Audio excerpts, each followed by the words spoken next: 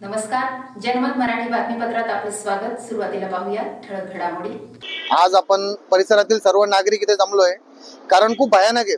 कारण जे मनोज गॅरेज यांनी ही जी जागा आहे आणि जे वाहनतळ आहे आणि जे फुटपाथ होतं यांचा असं बोलणं की आमच्या मालकी हक्काची आहे।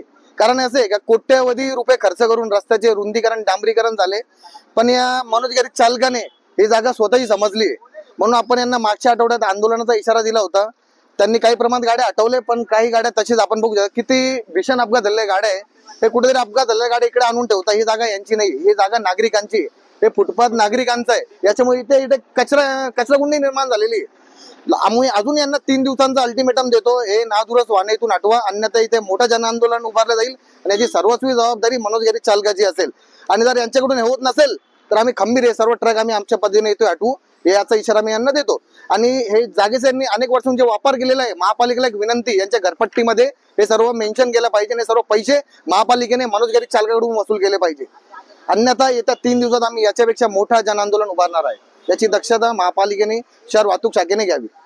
वडाळागाव येथे वडाळागाव युवा मंचच्या वतीने व परिसरातील नागरिकांच्या ज्या अडीअडचणी होत्या त्यांचं असं म्हणणं आहे की आम्हाला इथं रस्त्यावरती गाड्यांचं अतिक्रमण झाल्यामुळं मनोज गॅरेजवाला त्याची कमर्शियल ऍक्टिव्हिटी रस्त्यावरती करतोय।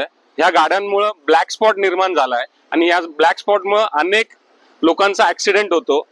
देवा कृपेने आतापर्यंत कोणाचा बळी गेला नाही, पण जर या ब्लॅक स्पॉटमुळे जर कधी इथल्या नागरिकांचा जर बळी गेला तर याचा जबाबदार ट्रॅफिक पोलीस असेल का, महानगरपालिका असेल का, असा आमचा प्रश्न आहे।